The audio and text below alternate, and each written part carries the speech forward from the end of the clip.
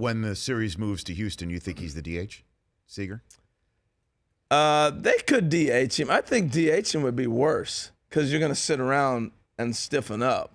I think he's better continually being fluid, moving around the field. But again, the depth of the Dodgers are basically Moneyball when you have money. This is the way it's supposed to be.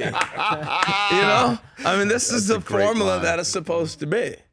Where you can have a $200 million payroll. I can go ahead and get Curtis Granderson if I need it. Oh, okay, that's how many million? No problem. Oh, I can set Andre Ethier on the side. He's making $20 million.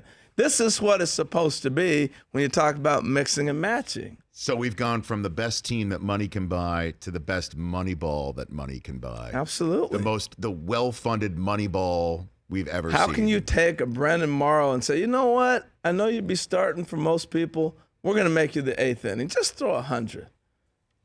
That's what they've been able to do. Take a catcher, make him the closer. Now he's making some serious coin as well.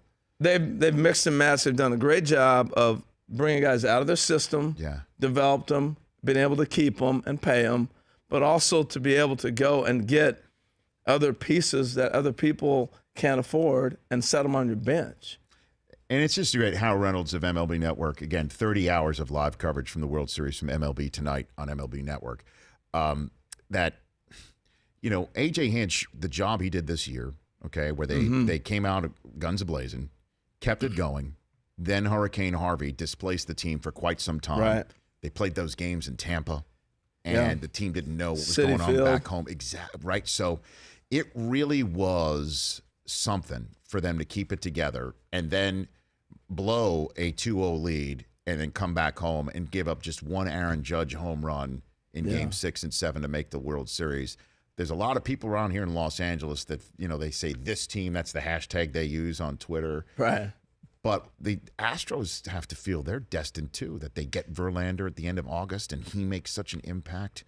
There's got to be that sort of intangible going on. That's why it's a flip-the-coin series. You really believe that? And I really think the nod goes to the Dodgers because of the bullpen that we've been talking about so long. But this Houston team, they were the best lineup in baseball. I mean, when you take Springer, and he hits 34 home runs leading off for you. Right. And Altuve, who I think is going to end up being the MVP, and he should have been the MVP the last series. I mean, he's there. You go on through. Carlos Correa, we're not even talking about because we're talking about Corey Seager. Correct.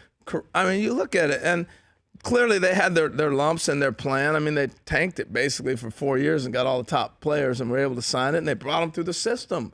And they made it work, and you can't miss when you do that. And they didn't. They got great young talent, and I think you're going to get a chance to see that on display. I love a 7-game series because you see the strengths and weaknesses of players and teams. Right. And I think they'll both play out pretty good.